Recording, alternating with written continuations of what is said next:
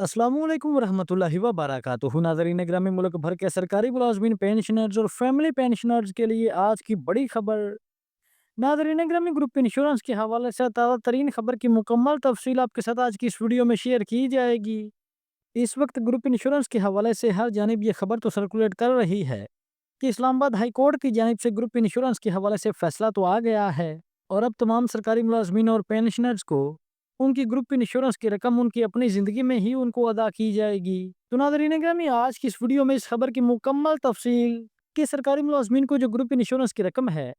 वो कब तक रिटायरमेंट के मौके पर उसकी अदायगी शुरू की जाएगी। तो नाज़रीन ग्रामी, इस्लामाबाद हाई कोर्ट के फैसले के बाद मुलाजमीन का बहुत बड़ा सवाल है कि ग्रुप इंश्योरेंस की जो रकम है वो कब तक सरकारी मुलाजमीन को रिटायरमेंट के मौके पर अदा की जाएगी। तो इस हवाले से मुलाजमीन को ज़्यादा बेसब्री की ज़रूरत नहीं है और ना ही मुलाजमीन को इस हवाले से ज़्यादा इंतज़ार करना पड़ेगा। तो नाज़रीन ग्रामी, इस्लामाबाद हाई कोर्ट के अगर फैसले की बात करें तो इस्लामाबाद हाई कोर्ट के फैसले में वाज़ेह अल्फाज में लिखा हुआ है कि सरकारी मुलाजमीन को ग्रुप इंश्योरेंस की जो रकम है वो लाजमी तौर पर दी जाएगी, क्योंकि मुअज़्ज़ज़ अदालत को जो दलाइल पेश किए गए थे सरकारी वकला की जानिब से और फैसले में भी उसका जिक्र है, अदालत को बताया गया था कि ग्रुप इंश्योरेंस के हवाले से जो मौजूदा कानून है उस कानून में जो ग्रुप इंश्योरेंस की रकम की अदायगी की शिक शामिल की गई थी, उसके मुताबिक किसी भी सरकारी मुलाज़िम को उसकी अपनी ज़िंदगी में ग्रुप इंश्योरेंस की अदायगी नहीं की जाएगी। और ग्रुप इंश्योरेंस के मौजूदा कानून के मुताबिक अगर कोई सरकारी मुलाज़िम दौरान मुलाज़मत वफ़ात पा जाता है, तो उस सूरत में ग्रुप इंश्योरेंस की रकम उसके लवाहिकीन को, उसकी फैमिली को दी जाती है। और इसके अलावा नंबर 2 पर अगर किसी सरकारी मुलाज़िम की रिटायरमेंट के बाद 5 साल के अंदर उसकी वफ़ात हो जाती थी, तो उस सूरत में भी ग्रुप इंश्योरेंस की जो रकम है, वो उसके लवाहिकीन को दी जाती थी। लेकिन किसी भी सरकारी मुलाज़िम को उसकी अपनी ज़िंदगी में उसके ज़िंदा होने की सूरत में ग्रुप इंश्योरेंस की जो अदायगी है, वो नहीं की जाती। तो इस हवाले से ग्रुप इंश्योरेंस के मौजूदा कानून में तरमीम की ज़रूरत है। और तरमीम कहाँ से होगी, इस हवाले से जो बिल है वो कौमी असम्बली में पेश किया जाएगा और वहाँ से कानून को तब्दील किया जाएगा। और उस सूरत में ग्रुप इंश्योरेंस की जो रकम है, ग्रुप इंश्योरेंस की जो अदायगी है, वो कानूनी तौर पर सरकारी मुलाजमीन को मिलना शुरू होगी। और इस हवाले से अदालत को ये भी बताया गया था कि ग्रुप इंश्योरेंस के कवानीन में तरमीम के हवाले से जो बिल कौमी असम्बली में पेश किया गया है, उसको स्टैंडिंग कमेटी ने मंजूर कर लिया है। और इस हवाले से बताया गया था कि जल्द ही इस तरमीमी बिल को कौमी असम्बली में वोटिंग के लिए पेश किया जाएगा और फिर कौमी असम्बली के जितने भी मेंबर्स हैं वो इस बिल पर वोटिंग करेंगे और अगर ये बिल सादा अक्सरियत से भी मंजूर कर लिया जाता है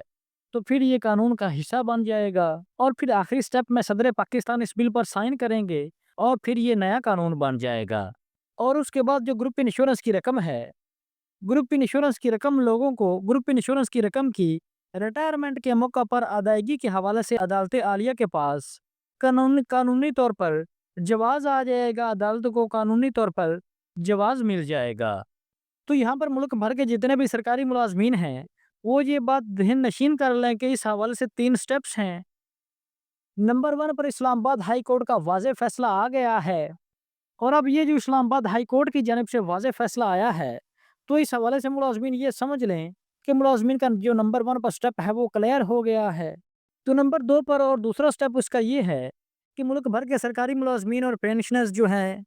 उन्होंने ये देखना है कि अब इस हवाले से जो बिल है वो तरमीमी बिल जो है वो कौमी असम्बली में वोटिंग के लिए कब पेश होगा। तो इस बिल को जब कौमी असम्बली में वोटिंग के लिए पेश किया जाएगा, तो अगर इस बिल पर सादा अक्सरियत से भी वोट आ जाते हैं,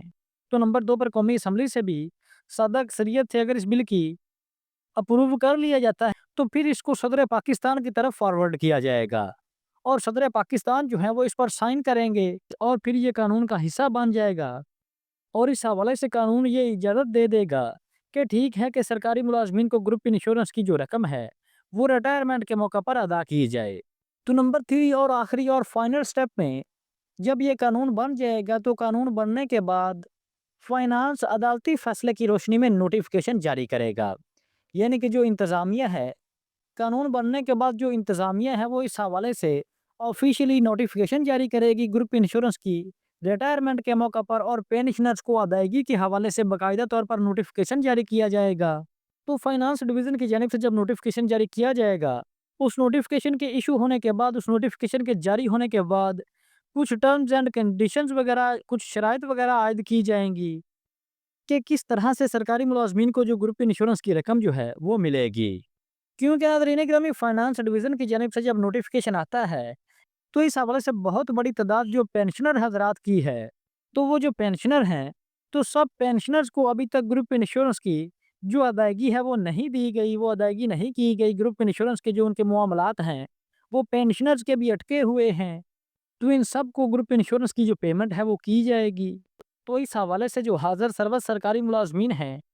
ان کے لیے بھی یہ رول بن جائے گا کہ جب وہ ریٹائرمنٹ لیں گے، جب وہ ریٹائر ہوں گے، تو جو بھی طریقہ کار ہے، جتنے بھی کسی سرکاری ملازم کے گروپ انشورنس کے جو بینیفٹس ہیں اسکیل وائز جو بنتی ہے وہ ان ملازمین کو ان کی اپنی زندگی میں ہی ادا کر دی جائے گی۔ تو اس حوالے سے ناظرین گرامی ریسنٹلی جیسے ہی اسلام آباد ہائی کورٹ کی جانب سے گروپ انشورنس کی ادائیگی کے حوالے سے حکومت کو بھی احکامات جاری کیے گئے تھے، اور جیسے ہی یہ فیصلہ آیا تھا تو ملازمین اس حوالے سے سوالات پوچھ رہے ہیں کہ آیا گروپ انشورنس کی جو رقم ہے وہ اس عدالتی فیصلے کی روشنی میں ملازمین اور پینشنرز کو کب ادا کی جائے گی۔ تو اس حوالے سے جو اس فیصلے کا اہم ترین نقطہ ہے وہ آپ کو سمجھ آ گیا ہوگا۔ تو اس حوالے سے جو گروپ انشورنس کی ادائیگی کے حوالے سے جو ہوم ورک ہے، جو حکومتی کام ہے وہ سٹیپ بائی سٹیپ کیا جا رہا ہے۔ تو اس حوالے سے اگر عدالتی فیصلے کی بات کریں